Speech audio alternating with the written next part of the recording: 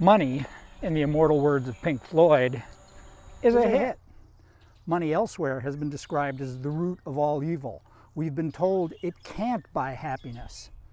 Ben Franklin instructed us that a penny saved is a penny earned, back when pennies were worth something. We know in our souls that the only reason money's worthwhile, it's something you need in case you don't die tomorrow. But I yield to Tennessee Williams for the quote that succinctly sums up the My Last 20 theory of money. He said, "You can be young without money, but you can't be old without it." Hi, I'm James, and this is My Last 20.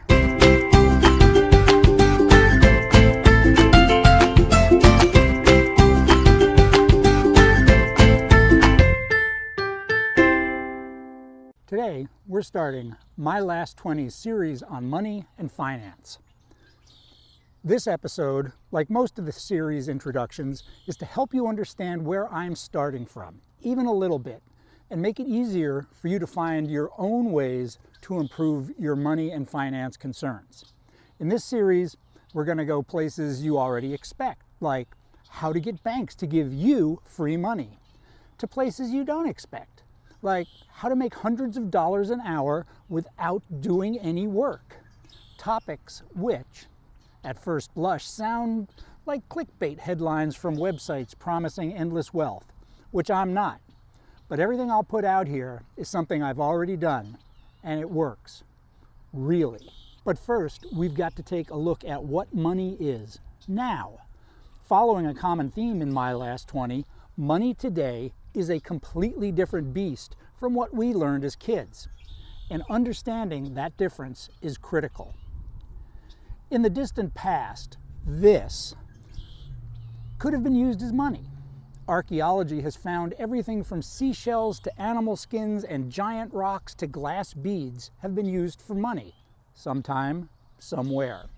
To be money, these bits of stuff just have to conform to a few basic rules. Chief among these is that the people using the money have to agree on its value. With advancing technology came advancing forms of money, shiny bits of valuable metal like gold, silver, copper, bronze, and nickel. These were followed by colorful slips of paper and plastic like bills and checks. And this is where most of us stopped learning about money. That's kind of sad, because here is where it starts to get interesting.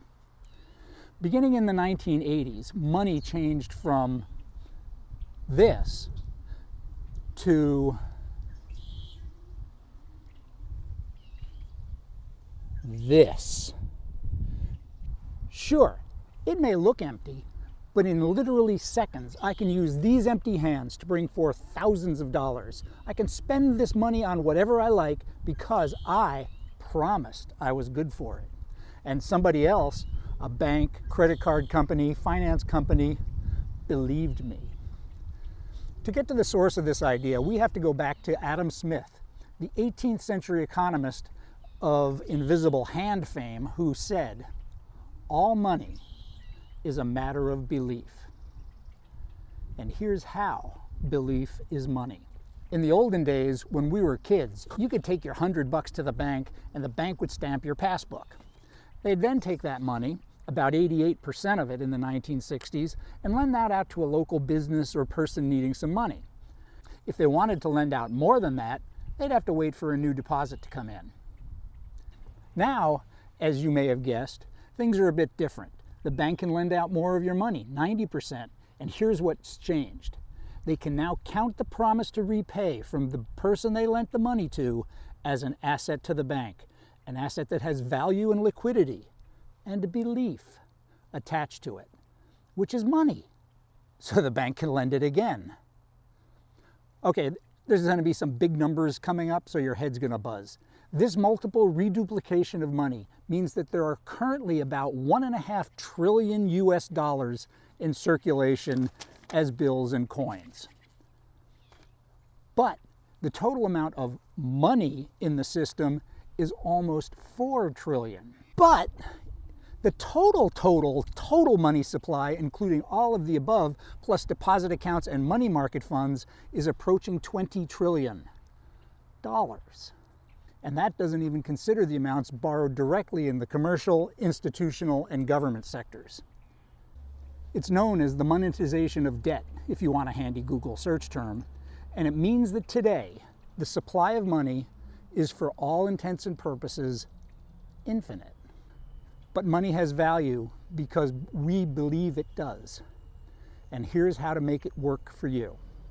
This is the My Last 20 theory of money, and it is all about how to work a system based on all of us agreeing money has value when arguably it has none.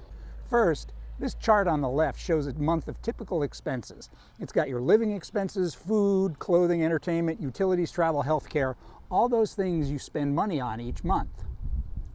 On the right is your income. For many of us, that is a fixed amount every month.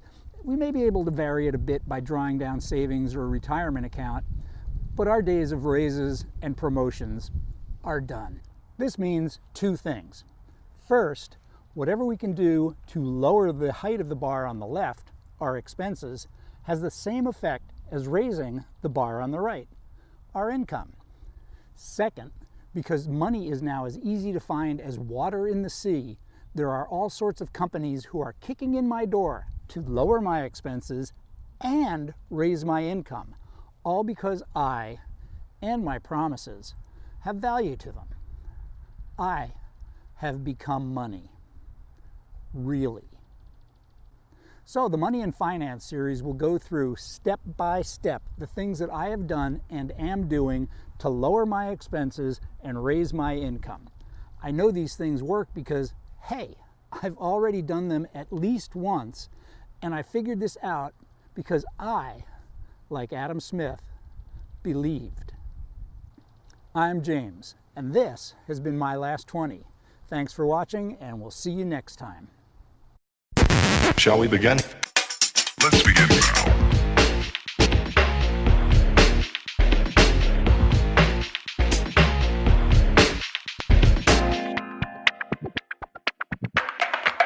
This is not a drill. Repeat, this is not a drill. Is that all you got? Let's begin now.